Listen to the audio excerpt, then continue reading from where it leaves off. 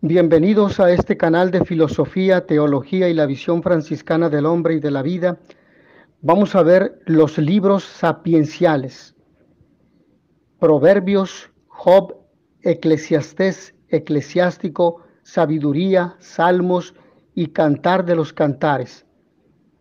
Después del destierro, cuando los sabios y el pueblo reflexionan sobre su historia, surgen los grandes temas de Job o Eclesiastés, en que el hombre se pone frente a los problemas de la vida, de la muerte, del sufrimiento, de los buenos, la retribución del bien y el castigo para el mal, y buscar dar un significado y una respuesta desde la fe en Dios.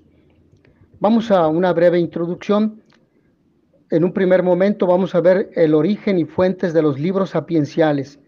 Como en todos los pueblos, también Israel, junto a los grandes temas de la historia de salvación, el culto, la alianza, la ley, desarrolla esa riqueza de sabiduría popular, de buena conducta, costumbres, reglas del vivir bien que hacían parte de la literatura del pueblo, transmitida de padres a hijos en la familia y enriquecida por la sabiduría de los pueblos vecinos como Egipto, Mesopotamia y Canaán.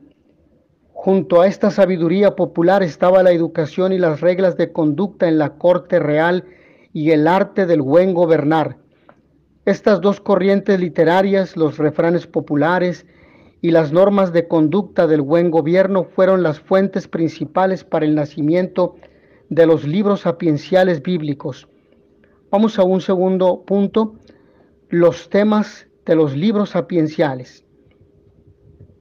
Después del destierro, cuando los sabios y el pueblo reflexionan sobre su historia, surgen los grandes temas de Job o Eclesiastés, en que el hombre se pone frente a los problemas de la vida, de la muerte, del sufrimiento y de los buenos, la retribución del bien y el castigo del mal, y busca dar un significado y una respuesta desde la fe en Dios. Un tercer elemento: el fin de los libros sapienciales. ¿Cuál es el fin? Los libros sapienciales son una profunda reflexión del hombre que, iluminado por la fe en Dios, trata de dar una respuesta a todos los problemas de la vida humana: el amor, el dolor, la muerte, el gobierno, etc. Un cuarto número, hablamos sobre los autores de los libros sapienciales. Salomón fue siempre para Israel el sabio por excelencia, y por eso la mayoría de estos libros fueron atribuidos a él. Pero solo las dos colecciones de Proverbios, capítulos 10 al 22 y 25 al 29, pueden atribuirse al período de la monarquía.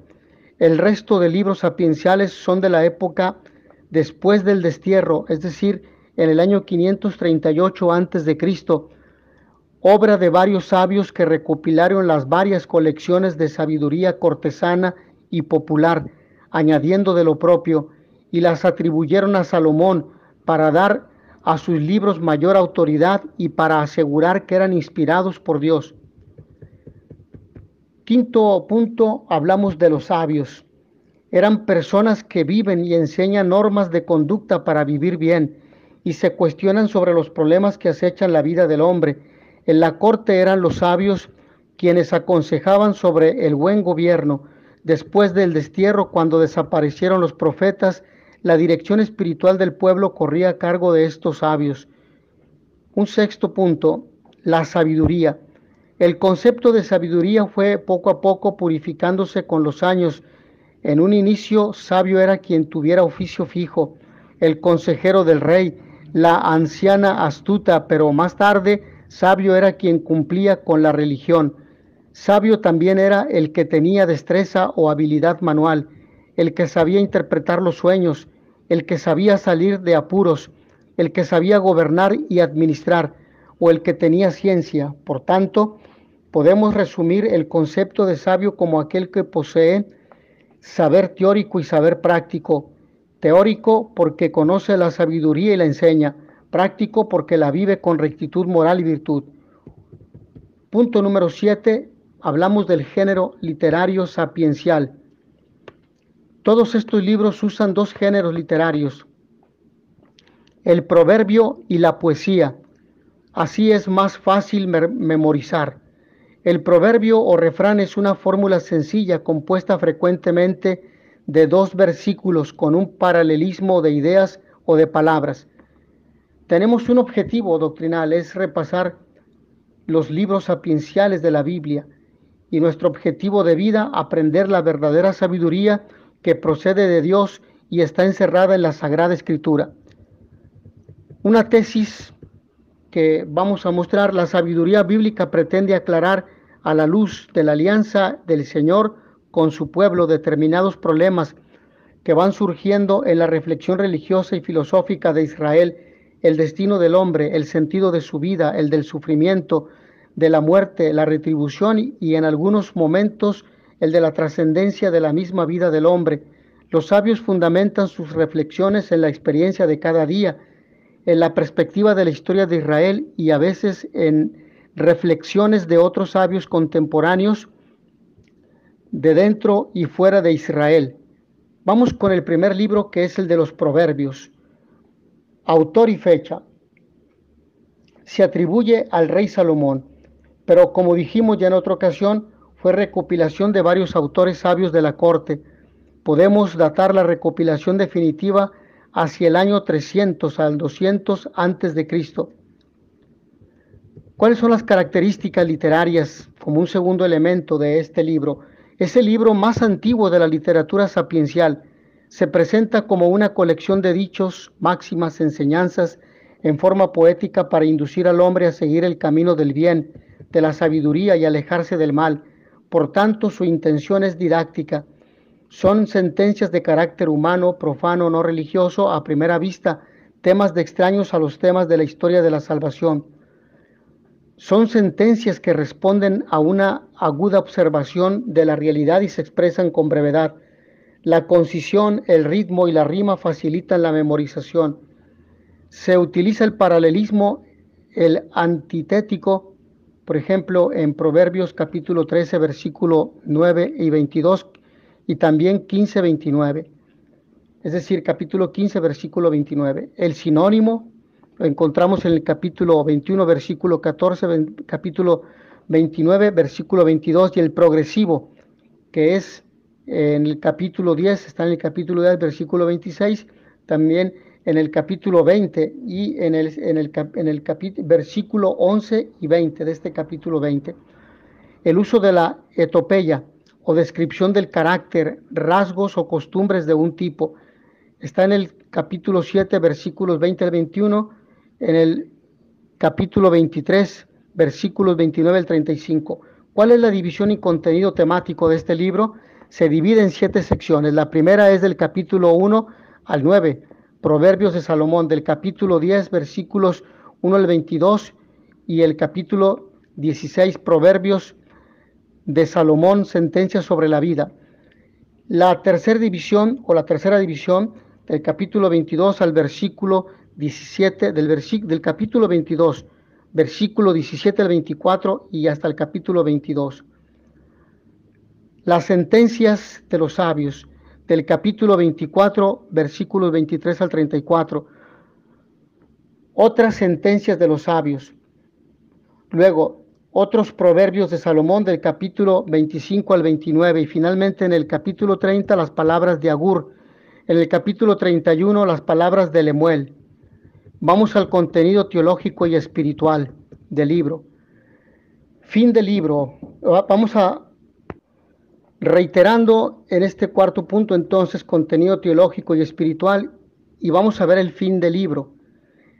Trazar un tratado de felicidad para los diversos ámbitos de vida, de nuestra vida.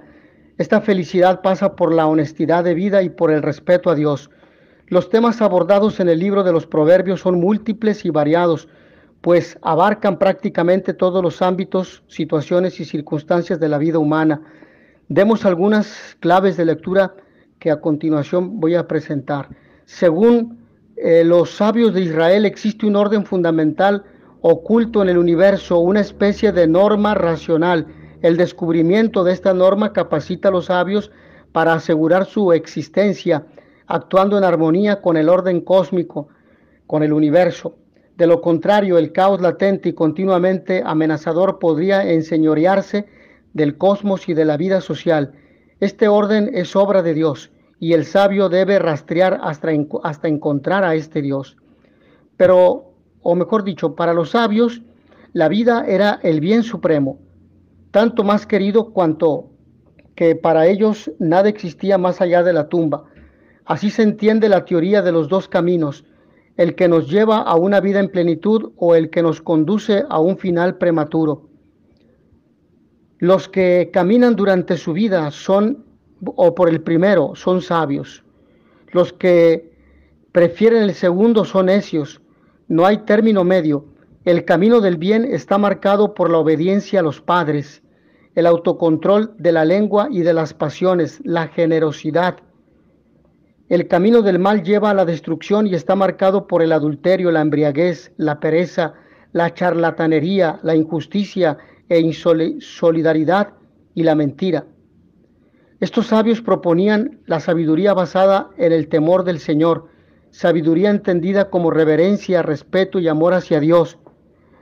En este libro de los Proverbios esta sabiduría está personificada, es una criatura de Dios, la primera de sus criaturas. Solo cuando el hombre se desposa con ella puede sentirse feliz y caminar sin miedo en la vida. Vamos con el segundo libro, Job. Kierkegaard, filósofo existencialista moderno, nos dice de este libro: en todo el Antiguo Testamento no hay una figura a la que uno se acerque con tanta confianza, franqueza y alivio como a Job, porque en él todo es tan humano. Nadie en el mundo ha expresado como él la pasión del dolor. ¿Quién es el autor? Y vamos a ver la fecha. El autor del libro recoge un antiguo cuento, pero desarrolla una profunda reflexión sobre el sufrimiento del justo y el premio de Dios. Dicho autor vivió después del destierro y escribió el libro alrededor de los 500 a 450 años antes de Cristo. ¿Cuáles son las características literarias de este libro? A pesar de la variedad y aparente dispersión, el conjunto aparece armonioso y bien logrado. Prólogo y epílogo reproducen una antigua y popular narración oriental ambientada en un contexto patriarcal. Utiliza el diálogo en una especie de escenificación dramática que permite confrontar argumentos y hacer avanzar las posiciones. En el libro de Job encontramos también himnos, máximas, sátiras, comparaciones, listas y enumeraciones, controversias judiciales, maldiciones, invectivas, confesiones, etc. El estilo es poético, rico y variado. Vamos a ver en un punto 3 la división y el contenido temático. En esta división y contenido temático, el tema del libro es el misterio del sufrimiento del justo y el premio de Dios. Así, en el capítulo 1 al 2 tenemos el prólogo con la narración popular del santo Job. En el capítulo 3 al 27 encontramos 3 series de diálogos donde sus amigos repiten las ideas tradicionales. Dios premia al bueno y castiga al malo, pero Job se defiende y prueba que también los buenos sufren y se ponen en las manos de Dios.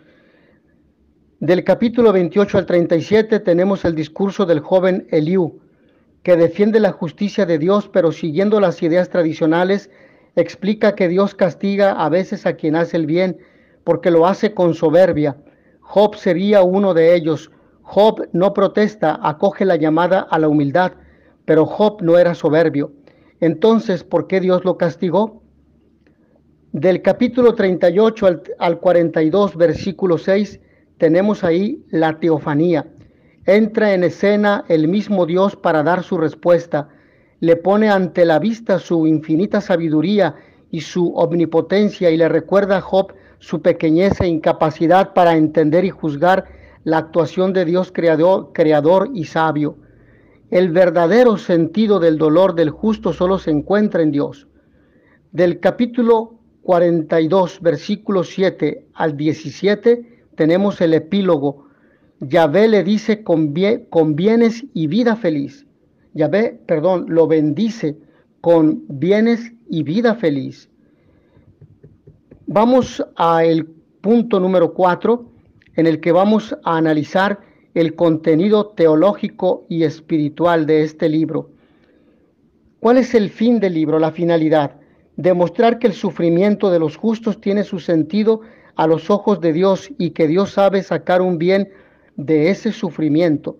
Es decir, todo sufrimiento tiene un sentido, no es solamente porque sí. De ese sufrimiento y de ese mal aparente vendrá un bien mayor. Dios, el autor, demuestra que las explicaciones tradicionales sobre la retribución no eran exactas.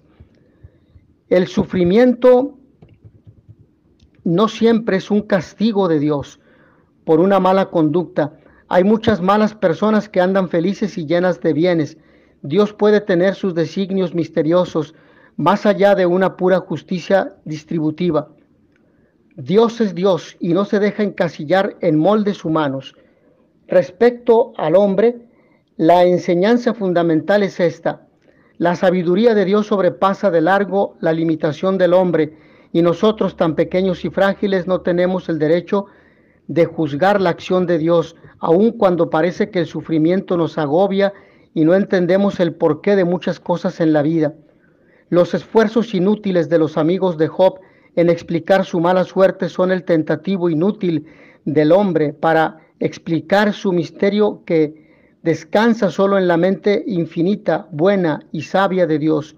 La única actitud justa es la de Job: abandonarse confiado en la sabiduría de Yahvé. A Job solo le queda el consuelo de aferrarse a su inocencia, mientras va alumbrando la esperanza de un Redentor que rescate su vida y ponga de manifiesto su inocencia. Job es todo un ejemplo y modelo de fe, de confianza, de paciencia y fuerza de voluntad para quien sufre. No obstante, ¿puede el hombre declararse totalmente inocente frente a Dios? Se vislumbra el sentido profundo del dolor y del sufrimiento. El dolor como medio de revelación divina, con valor medicinal, curativo, al mismo tiempo que combate el orgullo del hombre. Bueno, hasta aquí Job. Vamos ahora con Eclesiastés o Coelet, que es el tercero. Autor y fecha de composición. Eclesiastés es la traducción castellana de la palabra hebrea Coelet. Las dos palabras designan al autor del libro. Eclesiastés quiere decir predicador, maestro, el que dirige una asamblea. Su verdadero autor es un maestro desconocido que vivió entre los años 300 al 200 antes de Cristo. ¿Cuáles son las características literarias en un punto 2 para los que están tomando anotaciones? Las características literarias, punto número 2. El tema tratado, si bien es originario en su manera de desarrollo, tiene influjos de la literatura egipcia, diálogo de un desesperado con su alma y el canto del arpista y mesopotámica, teodicea babilónica o a determinadas corrientes filosóficas griegas, estoicas, epicúreas y cínicas. Repito este primer punto por si no se entendió. El tema tratado, si bien es originario en su manera de desarrollo, tiene influjos de la literatura egipcia, en este caso, diálogo de un desesperado con su alma y el canto del arpista, y mesopotámica, en este sentido, teodicea babilónica, o a determinadas corrientes filosóficas griegas como la estoica, epicúrea o cínica. Ahora bien, hay sensación de un cierto desorden en los temas. Va repitiendo durante todo el libro los mismos temas.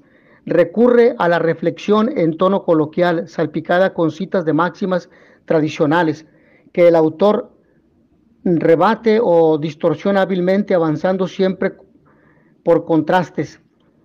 Tercer punto, división y contenido temático. El libro es una reflexión filosófica sobre la vida y sus aspectos más problemáticos. El libro no es sistemático, por tanto, no podemos sacar un esquema del mismo, pero vamos a un contenido teológico y espiritual. Punto 4. Repito, punto 4, contenido teológico y espiritual. ¿Cuál es el fin del libro? Mostrar el valor de la vida humana y el camino para adquirir la felicidad y la sabiduría. ¿Qué nos dice de Dios? ¿Qué lugar ocupa Dios en el complejo y sombrío panorama de las reflexiones de Coelet? El autor del libro es creyente y hace continuas referencias a Dios, 32 veces en 12 capítulos, pero no es el Dios de las grandes tradiciones históricas y proféticas del Antiguo Testamento, ni tampoco el de Job o el resto de los libros sapienciales. El Dios de Coelet es, ante todo, creador y juez. Desde esa clave el autor nos habla de las obras de Dios, inaccesibles a los hombres, de su gobierno del tiempo y de la eternidad, que el hombre no logra desentrañar, de su juicio sobre las acciones de los hombres, aunque sin perspectiva trascendente, y de los sencillos bienes que otorga, según su libre voluntad como recompensa. Podemos añadir que en este libro falta una visión cristiana de la vida, del dolor, del placer. No obstante, el libro cierra las puertas a la esperanza de falsos paraísos en la tierra. No llega ciertamente a vislumbrar la verdad de un reino en la eternidad feliz con Dios, pero en su desencanto radical se ve ya la premisa necesaria al camino de la revelación del Nuevo Testamento. No tenemos aquí morada permanente, sino que vamos en busca de la futura, lo que se dice en Hebreos capítulo 13, versículo 14. Hemos dicho que no tiene referencia al Nuevo Testamento o al cristianismo, porque evidentemente estamos en un tiempo en el que para muchos este libro fue escrito durante esa época, es decir, 200 años antes de Cristo, por lo tanto no existía la referencia cristiana. Presenta a Dios como aquel que determina todo lo que acontece y es insondable, hasta el punto que el hombre no alcanza a conocer lo que Dios ha establecido. El libro termina con una invitación: después de todo lo dicho, teme a Dios y observa los mandamientos, porque Dios va a tomar cuenta de todas nuestras acciones y conocerá todo lo que está oculto, sea bueno o malo. Coelet 12, capítulo 12, versículos 13 al 14. ¿Qué nos dice del hombre? Nada puede hacer feliz al hombre en la tierra. La única felicidad que le queda es contentarse con gozar moderadamente, frenando las ambiciones, no desear más sin medida, a costa de la propia tranquilidad o a costa de los otros, y que tendrá que dar cuenta a Dios del uso de su ambición. El diagnóstico de las realidades humanas es pesimista y desalentador. El hombre no logra en nada provecho o felicidad, porque todo es vanidad, vacío y absurdo. Por eso dice: vanidad de vanidades. ¿Qué sentido tiene si finalmente llegará la muerte? Muy distinto al panorama que presentó la literatura griega. La doctrina de la retribución queda en entredicho, como sucedía en algunas páginas del libro de Job, pero esto hay que verlo dentro de la progresiva revelación de Dios al hombre, que en Jesucristo tendrá su plenitud. Por eso este honesto inconformista, Coelet, es una voz más en esa genial polifonía de la revelación bíblica. Vamos con Eclesiástico o Sirácides. Autor, punto 1, autor y fecha. El nombre eclesiástico expresa el uso continuo que se le daba en las asambleas cultuales de los primeros siglos cristianos. El título original hebreo es Las palabras de Simeón ben Sirá. De ahí viene el otro nombre que se le da al libro, Sirácides. Es el único libro del Antiguo Testamento que lleva la firma de su autor, Jesús, hijo de Eleazar, hijo de Sirac. Sirac fue escriba y maestro, hombre culto y acomodado. El libro fue escrito alrededor de los años 180 a 170 antes de Cristo en hebreo. El nieto de Sirac lo tradujo en griego. Vamos al punto número 2, características literarias. El estilo es repetitivo, pero es capaz de mitigar la monotonía de la versificación moralizante con la combinación de lo lírico y lo didáctico. Usa el aforismo proverbial o devocional. Se ha notado el influjo de la civilización griega, sobre todo a la hora de invitar a la virtud y a los valores. Punto número 3, división y contenido temático. El tema es claro. cómo tener una conducta moral y correcta en las diversas circunstancias de la vida personal, familiar y social.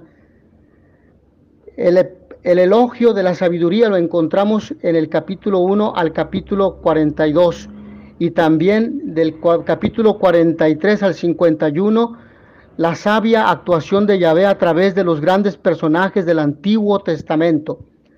Vamos al punto número 4, titulado Contenido teológico y espiritual. ¿Cuál es la finalidad del libro? Enseñar la sabiduría, es decir, las reglas para hallar la felicidad en la vida de amistad con Dios. De ahí que se le ha llamado tratado de ética a lo divino, es decir, expuesto no en forma sistemática y racional, sino con esa pedagogía sobrenatural. ¿Qué nos dice de Dios? El autor Ben Sirá recalca el monoteísmo, es decir, creer en un solo Dios. El Señor es el único y solo Dios. De Él procede el bien, el destino del hombre está en sus manos. Dios es justo e imparcial. A los buenos les da cosas buenas, a los malos malas. Eclesiástico 39:25. Ben Sirá enseña que esta justa retribución opera en el más acá, pues no cree a simple vista en un más allá. Es un Dios que todavía no se abre al universalismo de la salvación, como quedó evidenciado con el profeta Jonás. ¿Qué dice respecto al hombre? Que es un ser libre y adquiere la sabiduría mediante el esfuerzo. Puede elegir entre el bien y el mal, de ahí que la responsabilidad de cara al mal no puede ser atribuida a Dios. Este hombre lleva en sí el pesimismo y el optimismo. Por una parte, el pesimismo, pues fue creado del polvo y al polvo ha de volver. Eclesiástico 33:10, también 17:1 y 40:11. Su vida es breve e inevitable, termina en la triste existencia en el Sheol. Por otra parte, el optimismo, pues el hombre fue hecho a imagen de Dios. A él se le concedió el dominio sobre los animales y aves. Eclesiástico 17:3 al 4. Fue equipado de inteligencia y destreza. Eclesiástico 17:7 y 38:6. Hasta aquí el Eclesiástico. Vamos al libro de la sabiduría. ¿Quién es el autor y fecha de composición? Este libro se titulaba Sabiduría de Salomón, pero en verdad el autor es desconocido. Se trata de un judío piadoso de lengua griega, muy conocedor sea de las tradiciones y de las escrituras, como también de la filosofía y cultura griega. Sus continuas referencias a Egipto parecen sugerir que pertenecía a la comunidad judía de la diáspora en Alejandría. Se escribió en griego hacia la mitad del primer siglo antes de Cristo. Es pues el último libro del Antiguo Testamento. Con él nos situamos prácticamente en los umbrales del tiempo de Jesucristo y en plena época de difusión de la lengua y la cultura griega. Vamos a ver en un segundo punto que hemos llamado características literarias. Seguimos con este esquema para los que están estudiando con nosotros y nos siguen en la lectura. ¿Cuáles son las características literarias? Punto 2, características literarias. Influjo de la literatura griega, multiplicación de sinónimos, rebuscada adjetivación, aliteraciones, rimas, juegos de palabras y construcciones muy elaboradas. También recursos al contraste, al paralelismo, comentario midrásico, alusiones e imágenes del Antiguo Testamento, desarrollo progresivo de ideas. Punto número 3, división y contenido temático. Del capítulo 1 al 5, la relación entre sabiduría y justicia, la suerte de los justos e injustos. Del capítulo 6 al 9, excelencia de la sabiduría. Del capítulo 10 al 19, la sabiduría en la historia de su pueblo. Punto número 4, vamos al contenido teológico y espiritual. ¿Cuál es la finalidad del libro? El autor intentó robustecer la fe de sus hermanos alejandrinos que vivían en medio de paganos y estaban en peligro de abandonar su fe, deslumbrados por el brillo de las nuevas ideas de Grecia que ofrecían sabiduría y salvación sin Dios. Por eso el autor meditó profundamente en la Escritura, la ley y los profetas. ¿Qué dice de Dios? El autor trata de sintetizar los pensamientos, dos pensamientos: el antropocentrismo de los griegos y el teocentrismo de Israel. Demuestra que la sabiduría del Dios verdadero es superior a la sabiduría y filosofía griega. En el libro de la sabiduría, Dios es también providencia, capítulo 6, versículo 7, y capítulo 14, versículo 3, también el capítulo 17, versículo 2. ¿Qué dice respecto al hombre? Este hombre adquirirá la sabiduría si practica las virtudes cardinales. En el capítulo 8, versículo 7, precisamente nos refiere lo que acabamos de decir.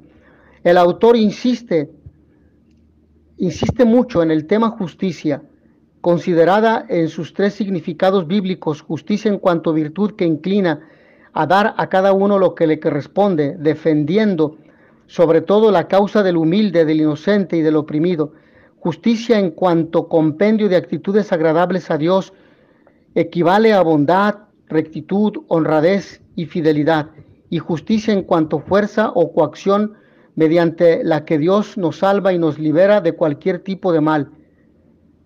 ¿Cuál es la sabiduría que nos presenta este texto, este libro? Presenta la sabiduría no como virtud de orden práctico, como la presentaba Proverbios, ni como concepto general antihumanista de la vida, como lo describía Eclesiastés, sino como el verdadero secreto revelado amorosamente por Dios. Esta sabiduría aparece dotada de personalidad y atributos divinos, como si fuese ya el reflejo de lo que será el Verbo eterno del Padre. Verdadera sabiduría, Jesucristo, que había de encarnarse por obra del Espíritu Santo para revelarse a los hombres. Esta sabiduría es ciencia sabrosa, nadie la querrá mientras no la guste, porque ni puede amarse lo que no se conoce, ni tampoco se puede dejar de amar aquello que se conoce como soberanamente amable. Esta sabiduría nos hace sentir la suavidad de Dios, nos da el deseo de su amor que nos lleva a buscarlo apasionadamente, como el que descubre un tesoro escondido. La moral es la ciencia de lo que debemos hacer. La sabiduría es el arte de hacerlo sin esfuerzo y con gusto, como todo el que obra impelido por el amor. Esta sabiduría, algo importante que debemos mencionar, lleva a la humildad, pues el que la experimenta comprende bien que si se libró del pecado no fue por méritos propios, sino por virtud de la palabra divina que le conquistó el corazón. Esta sabiduría la adquiriremos leyendo y saboreando las sagradas escrituras, pues ellas nos llevan a Cristo, la suprema sabiduría del Padre. Verdades eternas. Solo en el libro de la sabiduría, con su afirmación de la resurrección de los justos y sobre todo la vida, muerte y resurrección de Jesucristo, el justo sufriente, proyectará sobre el problema una luz definitiva. El problema del sufrimiento del justo se resuelve a la luz de la inmortalidad personal. Sabiduría, capítulos 3 al 4. El justo sufriente obtendrá la inmortalidad, el triunfo del mal sobre el bien. En esta vida desaparece ante la perspectiva del juicio definitivo de Dios. Ahora finalmente hemos terminado. Vamos a los salmos. Y de los salmos se dice que el autor es el rey David. Así lo tienen como autor. Pues bien, no existe una fecha precisa sobre el año en el cual se compusieron los salmos, pero muchos exégetas consideran que los salmos tienen varios autores, que fue escrito durante un periodo de aproximadamente 1000 años por varios escritores. Moisés, a quien se atribuye el Salmo 90, es el primero de los escritores en el año 1400 a.C. Otros son atribuidos al rey David. Los salmos son como un resumen de toda la Biblia, historia y profecía, doctrina y oración. En ellos habla el Espíritu Santo, qui locutus et per profetas. habla por voz de los profetas, por boca de los hombres, principalmente de David, y nos enseña lo que hemos de pensar, sentir y querer con respecto a Dios, a los hombres y a la naturaleza, y también nos enseña la conducta que más nos conviene observar en cada circunstancia de la vida. A veces el Espíritu Santo nos habla aquí con palabras del Padre Celestial, a veces con palabras del Hijo. En algunos salmos el mismo Padre habla con su Hijo, como nos lo revela San Pablo respecto del sublime Salmo 44. En otros muchos es Jesús quien se dirige al Padre. Sorprendemos así al el arcano del amor infinito que los une, o sea, los secretos más íntimos de la Trinidad, y vemos anunciados 1000 años antes de la encarnación del Verbo los misterios de Cristo doliente y los esplendores de su triunfo. La historia del pueblo escogido con sus ingratitudes, sus pruebas, el grandioso destino deparado a él y la iglesia de Cristo. David es la abeja privilegiada que elabora, o mejor, por cuyo conducto el mismo Espíritu Santo elabora la miel de la oración por excelencia e intercede por nosotros con gemidos inefables. Todo lo que pasa por las manos del real profeta, dice un santo comentarista, se convierte en oración. Afectos y sentimientos, penas y alegrías, aventuras, caídas, persecuciones y triunfos, recuerdos de su vida o la de su pueblo, con el cual el profeta suele identificarse, y principalmente visiones sobre Cristo, sus pasiones y posteriores glorias, profecías de un alcance insospechado por el mismo David, detalles asombrosos de la pasión, revelados 10 siglos antes con la precisión de un evangelista, esplendores del triunfo del Mesías y su reino, la plenitud de la iglesia de Israel, o mejor, la plenitud de la iglesia y del Israel de Dios. Todo sale de su boca y de su arpa, no ya solo al momento de un canto de ruiseñor que brota espontáneamente como en el caso del poeta clásico, sino a manera de olas de un alma que se vuelva, que derrama su oración según él mismo lo dice, en la presencia paternal de su Dios. Por eso la belleza de los salmos es toda pura, como la gracia de los niños, que son tanto más encantadores cuanto menos sospechan que lo son. Este espíritu de David es el que da el tono a sus cantos, de modo que la belleza fluye en ellos de suyo, como una irradiación inseparable de su perfección interior, no pudiendo imaginarse nada más opuesto a toda preocupación retórica. No obstante la estupenda riqueza de las imágenes y la armonía de su lenguaje, a veces onomatopéyico en el hebreo, la oración del salmista es toda sobrenatural. Dios la produce como miel divina en el alma de David para que con ella nos alimentemos y nos endulcemos todos nosotros. Por eso la entrega el santo rey a los levitas, que él mismo ha establecido de nuevo para el servicio del santuario, y no ya solo como un Benito de Nurcia que funda sus monjes y los orienta especialmente hacia el culto litúrgico, porque no es una orden particular, es todo el clero lo que David organiza en la elegida nación hebrea, y él mismo elabora la oración con que había de alabar a Dios toda la iglesia de entonces, y hoy día la iglesia de Cristo, la iglesia de Cristo, y ¿qué digo? Elabora. ¿Acaso no es él mismo quien lo reza y lo canta y hasta lo baila en la fiesta del arca, inundado de un gozo celestial, al punto de provocar la burla irónica de su esposa la reina, a la cual él contesta en un gesto 1000 veces sublime: delante de Dios que me elogió y me mandó ser el caudillo de su pueblo Israel, bailaré yo y me humillaré más de lo que he hecho y seré despreciable a los ojos míos.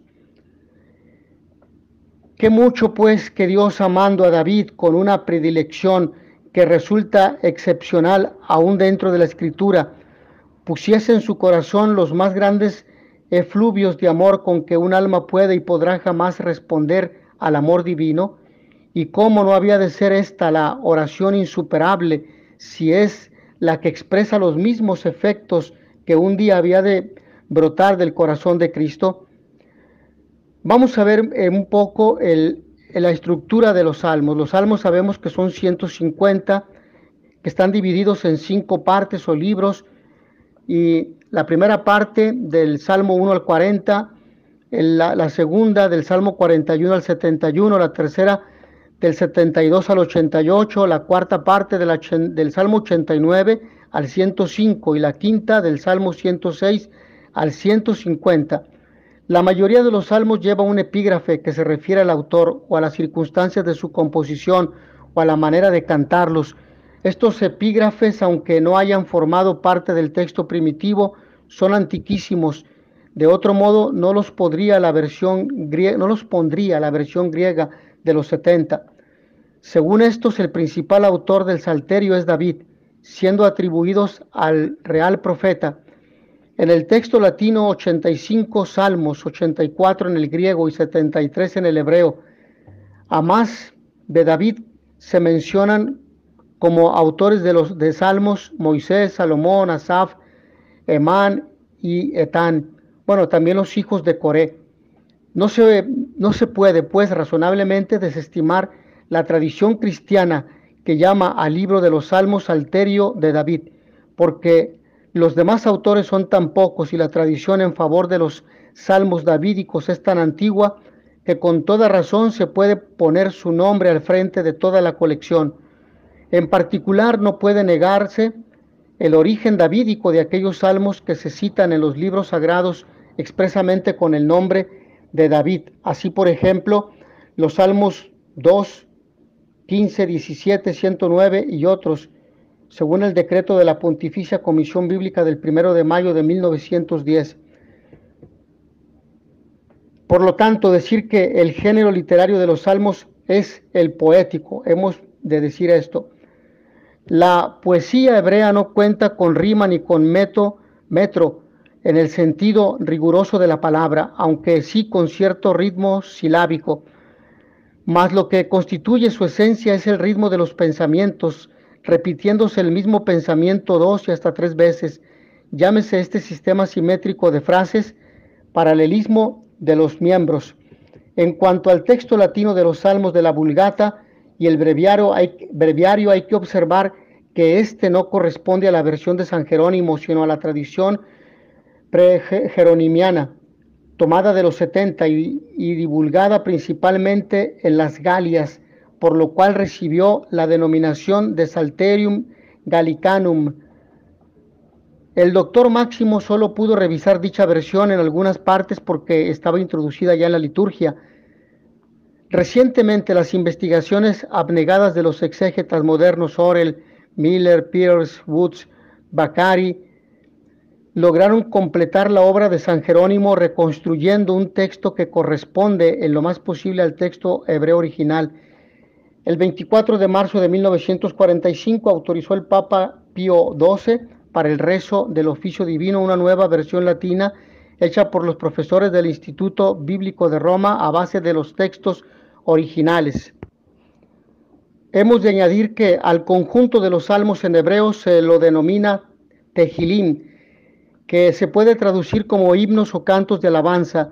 Si bien este nombre se adapta muy bien a un buen grupo de salmos, no se deben dejar de considerar otros dos grupos importantes que son los de súplica y los de acción de gracias. Los himnos expresan la alabanza gozosa del pueblo creyente frente a la grandeza y la bondad de Dios. Las súplicas responden a la necesidad de apelar confiadamente a la misericordia divina en los momentos de necesidad. Por último, los cantos de acción de gracias expresan el reconocimiento de la ayuda recibida del Señor. Lo propio de estos salmos es el relato de los sufrimientos padecidos y la solemne proclamación de los beneficios alcanzados. Vamos al último libro de los sapienciales, al Cantar de los Cantares. El misterio que Dios esconde en los amores entre esposo y esposa y que presenta como figura en este divino poema no ha sido penetrado todavía en forma que permita explicar satisfactoriamente el sentido propio de todos sus detalles. El breve libro es sin duda el más hondo arcano de la Biblia, más aún que el Apocalipsis, pues en este, cuyo nombre significa revelación, se nos comunica abiertamente que el asunto central de su profecía es la parucía de Cristo, es decir, me refiero al Apocalipsis, y los acontecimientos que acompañarán aquel supremo día del Señor, en que Él se nos revelará para que lo veamos cara a cara. Aquí, en cambio, en Cantar de los Cantares, se trata de una gran parábola o alegoría en la cual, excluida como se debe la interpretación mal llamada histórica, que quisiera ver en ella un epitalamio vulgar y sensual, aplicándolo a Salomón y la princesa de Egipto, no tenemos casi referencias concretas, salvo alguna, la que ofrece el capítulo 6, versículo 4, que permite con bastante firmeza ver en la amada a Israel, esposa de Yahvé. La diversidad casi incontable de las conclusiones propuestas por los que han investigado el sentido propio del cántico basta para mostrar que la verdad total no ha sido descubierta. No sabemos con certeza si el esposo es uno solo o si hay varios, que podrían ser un rey y un pastor como pretendientes de Israel, según nos dice Bacari, o podrían ser paralelamente Yahvé, el Padre, como esposo de Israel, y Jesucristo como esposo de la iglesia, ya preparada para las bodas del Cordero, que veremos cuando estudiemos el Nuevo Testamento, lo que se refiere a Apocalipsis capítulo 19, versículos 6 al 9.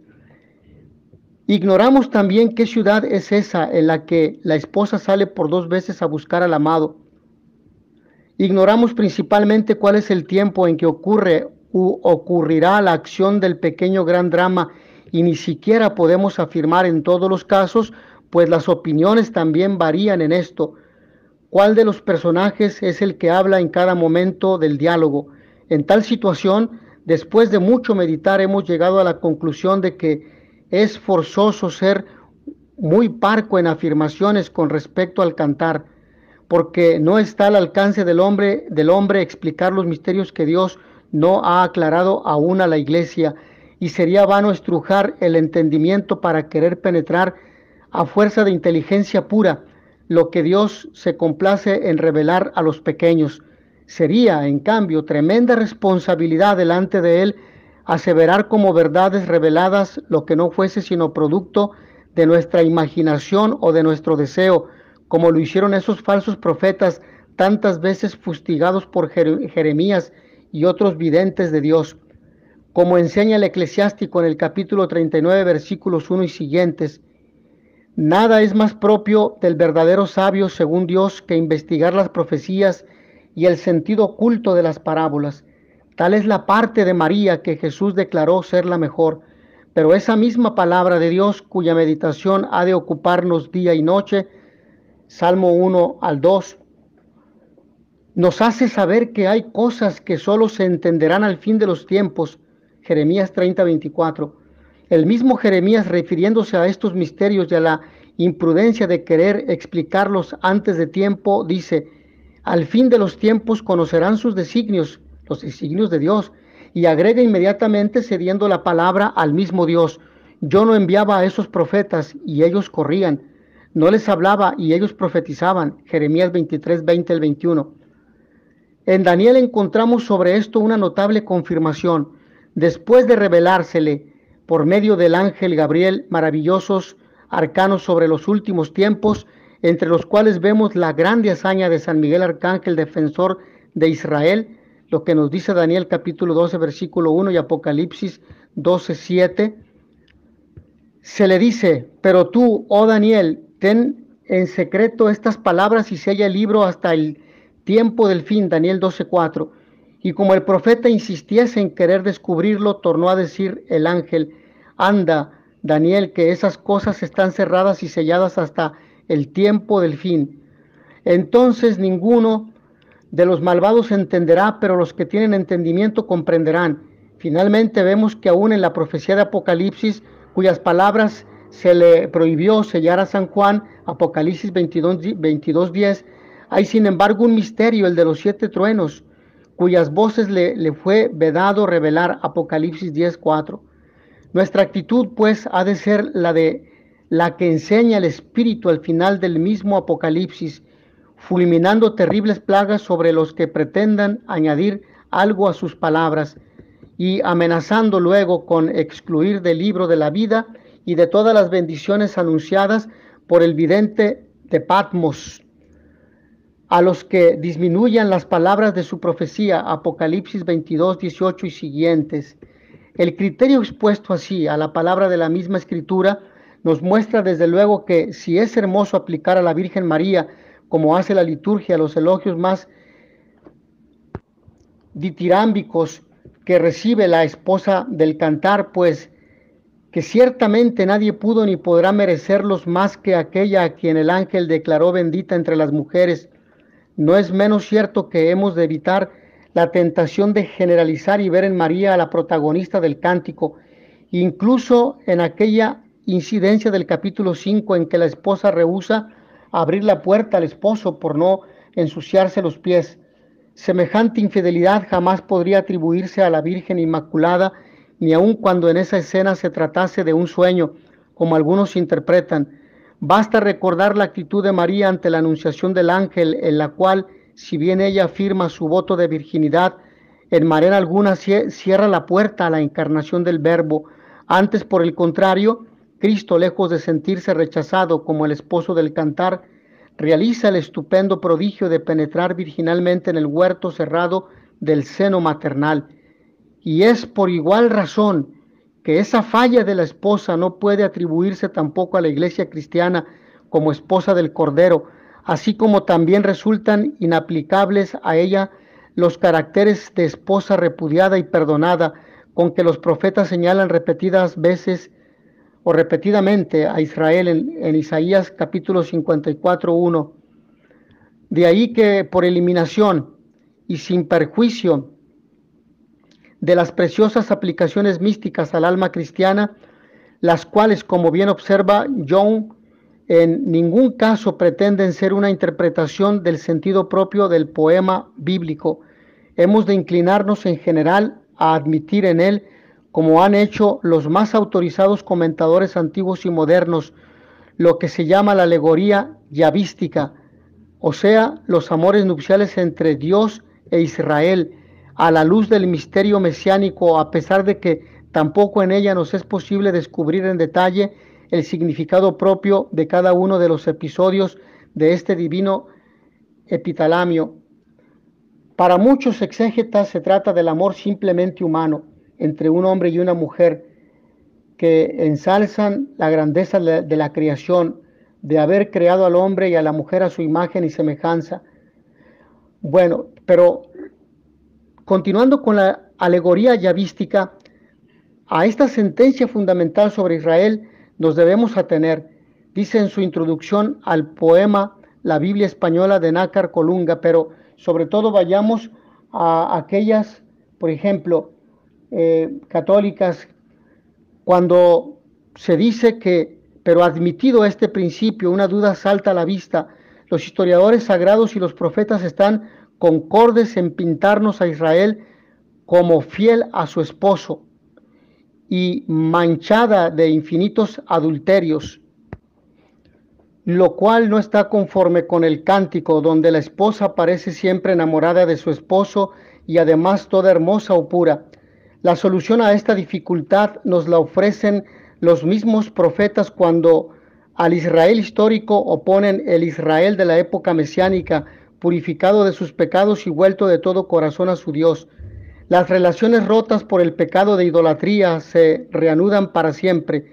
Es preciso, pues, decir que el cántico celebra los amores de Yahvé y de Israel en la edad mesiánica, que es el objeto de los deseos de los profetas y justos del Antiguo Testamento.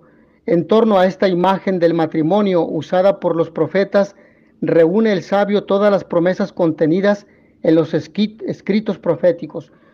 Éxodo 34:16, Números 14:34, Isaías 54:4 y siguientes, también 62:4 y siguientes, Oseas 1:2 y 2:4 y 19, capítulo 6, versículo 10, Jeremías 2:3, capítulo 3, versículo 1 y capítulo 2, versículo 3, o también capítulo 3. Y el capítulo, versículo 3, capítulo 3, versículo 14. Finalmente, Ezequiel, capítulo 16. El sumo pontífice Pío XII, en su importantísima encíclica titulada Divino Aflante Spiritu, sobre los estudios bíblicos, alude expresamente a las dificultades de interpretación que dejamos planteadas al decir que no pocas cosas apenas fueron explicadas por los expositores de los pasados siglos, que entre las muchas cosas que se proponen en los libros sagrados legales, históricos, sapienciales y proféticos, solo muy pocas hay cuyo sentido haya sido declarado por la autoridad de la Iglesia, y no son muchas más aquellas en las que sea unánime la sentencia de los santos padres, y que si la deseada solución se retarda por largo tiempo y el éxito feliz no nos sonríe a nosotros, sino que acaso se relega a que lo alcancen los venideros, nadie por eso se incomode, siendo así que a veces se trata de cosas oscuras y demasiado lejanamente remotas de nuestros tiempos y de nuestra experiencia. Entre tanto, y a pesar de nuestra ignorancia actual, para fijar con certeza el sentido propio de todos sus detalles, el divino poema nos es de utilidad sin límites para nuestra vida espiritual, pues nos lleva a creer en el más precioso y santificador de los dogmas, el amor que Dios nos tiene, según esa inmensa verdad sobrenatural que expresó a manera de testamento espiritual el beato Pedro Julián Eymard. La fe en el amor de Dios es la que hace amar a Dios. No puede haber la menor duda de que sea lícito a cada alma creyente recoger para sí misma las encendidas palabras de amor que el esposo dirige a la esposa. El cantar es en tal sentido una celestial maravilla para hacernos descubrir y llevarnos a lo que más nos interesa, es decir, a creer en el amor con que somos amados. El que es capaz de hacerse bastante pequeño para aceptar, como dicho a sí mismo por Jesús, lo que el amado dice a la amada, siente la necesidad de corresponderle a él con palabras de amor y de fe y de entrega ansiosa que la amada dirige al amado. Felices aquellos que exploten este sublime instrumento que es a un tiempo poético y profético, como los salmos de David, y en el cual se juntan de un modo casi sensible la belleza y la piedad, el amor y la esperanza, la felicidad y la santidad. Y felices también nosotros si conseguimos darlo en forma que pueda ser de veras aprovechado por las almas. El título Cantar de los Cantares en hebreo, Shir Hashirim, equivale en el lenguaje bíblico a un superlativo como vanidad de vanidades, lo que dice Eclesiastés en el capítulo 1, versículo 2, o también Rey de Reyes y Señor de Señores de Apocalipsis 19, 16, etc. Y quiere decir que esta canción es superior a todas. El alto canto se le llama en alemán, en italiano, la cántica por antonomasia, etc. Efectivamente, el Cantar de los Cantares ha ocupado y sigue ocupando el primer lugar en la literatura mística de todos los siglos. Poema todo oriental, no puede juzgárselo, como bien decía Bouguereau, según las reglas puestas por los griegos como son las nuestras, tiene unidad, pero entendida a la manera oriental, es decir, mucho más en el pensamiento inspirador que en la ejecución de la obra. Intervienen en el Cantar de los Cantares mediante diálogos y a veces en forma dramática la esposa Sulamita y el esposo, denominados también en ocasiones hermano y hermana. Aparecen además otros personajes, los hermanos, las hijas de Jerusalén, etc., que forman algo así como el coro de la antigua tragedia griega. La manera en que se tratan el amado y la amada muestra claramente que no son simples amantes, porque entre los israelitas solamente los esposos podían tratarse tan estrechamente.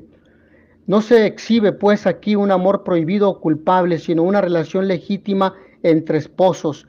A este respecto debe advertirse desde luego que el lenguaje del cántico es el de un amor entre los sexos. No creemos que esto haya de explicarse solamente porque se trata de un poema de costumbres orientales, sino también porque la Biblia es siempre así: plata probada por el fuego, purificada de escoria, 7 veces depurada. Lo que dice Sabiduría en el capítulo 11, versículo 7. Ella dice todo lo que debe decir sin el menor disimulo, es decir, como muy bien observa Gelo, sin revestir la verdad con apariencias que atraigan al aplauso de los demás, según suelen hacer los hombres. Dios quiere aplicar aquí a los grandes misterios de su amor con la humanidad, ya se trate de Israel, de la iglesia o de cada alma, la más vigorosa de las imágenes, la atracción del amor, pero también de los sexos. Pero es un amor que trasciende, que lleva, que conduce a Dios. Como Dios ama a la humanidad, así deben de amarse los amados. Es un amor, por lo tanto, que trasciende. Sabe que todos la comprenderán, porque todos la sienten, sienten esta atracción, y en ello no ha de verse lo prohibido, sino lo legítimo del amor matrimonial instituido por Dios mismo, a la manera como el vino solo sería, como el vino solo sería malo en el ebrio, que lo bebiera pecaminosamente, excesivamente. De ahí que, como muy bien se ha dicho de este sublime poema, el que vea mal en ello no hará sino poner su propia malicia, y el que sin malicia lo lea buscando su alimento espiritual, hallará el más precioso antídoto contra la carne. Los expositores antiguos miraron siempre como autor del libro al rey Salomón, cuyo nombre figura en el título Cantar de los Cantares de Salomón, y fue respetado por el traductor griego. La Vulgata no pone nombre de autor, y diversos exégetas católicos remiten la composición del cantar a tiempos posteriores a Salomón. Por ejemplo, Holsey, Ricciotti, Zapletal, entre otros. Otros, empero, entre ellos Filión, lo atribuyen al mismo rey sabio que en el poema figura con toda su opulencia. A este respecto no podemos dejar de señalar entre las muchas interpretaciones que hacen variar de mil maneras el diálogo y el sentido según que pongan cada versículo en boca de uno u otro de los personajes. La que adopta un estudioso tan autorizado como Bacari, presentándola como la que mejor corresponde tanto a los datos intrínsecos del libro cuanto a las condiciones históricas del antiguo Israel. Según esta interpretación, el esposo a quien ama la sulamita no es la misma persona que el rey, sino un joven pastor que la celebra en un lenguaje idílico y agreste, contrastando precisamente con la fastuosidad del rey, cuyas atracciones desprecia la esposa que refiere a su amado. En ese contraste, la paz del campo simboliza la religión de Israel, tan sencilla como verdadera, y los esplendores de la corte figuran los de la civilización pagana que, humanamente hablando, parece tan superior a la hebrea. Tendríamos aquí, como en las dos ciudades de San Agustín, el eterno contraste entre Dios y el mundo, entre lo espiritual y lo temporal. El valor de esta interpretación, que permite entender muchos pasajes antes oscuros, podrá juzgarse a medida que la señalemos en las notas. Entre tanto, ella explicaría que Salomón, siendo el autor del poema, como lo sostiene también Vigorú, con sólidas razones, se haya puesto él mismo como personaje del drama, pues que, siendo así, ya no aparecería como figura del divino esposo, sino que, lejos de ello, se presenta modestamente con su persona y su proverbial opulencia, como un ejemplo de la vanidad de todo lo terreno, cosa muy propia de la sabiduría de aquel gran rey. Agreguemos que esta manera de entender el cantar, según lo propone Bacari, no se opone en modo alguno al aprovechamiento de su riquísima doctrina mística, pues nada más congruente que aplicar las relaciones de Yahvé con su esposa Israel a las de su Hijo Jesús, espejo perfectísimo del Padre, lo que dice Hebreos en el capítulo 1, versículo 3, con la iglesia que él fundó y con cada una de las almas que la forman en su peregrinación actual en busca del esposo, y en la misteriosa unión anticipada de la vida eucarística, y finalmente en su bienaventurada esperanza, cuya realización anhela ella desde el principio con un suspiro que no es sino el que repetimos cada día en el Padre Nuestro, enseñado por el mismo Cristo: Adveniat regnum tuum, venga a nosotros tu reino, y el que los primeros cristianos exhalaban en su oración, que desde el siglo I nos ha conservado la didaché o doctrina de los 12 apóstoles, así como este pan fraccionado estuvo disperso sobre las colinas y fue recogido para formar un todo, así también de todos los confines de la tierra sea tu iglesia reunida para el reino tuyo. Líbrala de todo mal, consúmala en tu caridad, y de los 4 vientos reúnela santificada en tu reino que para ella preparaste, porque tuyo es el poder y la gloria por los siglos de los siglos. Venga la gracia, pase este mundo, hosana al Hijo de David. Acérquese el que sea santo, arrepiéntase el que no lo sea. Maranatá, ven Señor Jesús. Amén. Conclusión.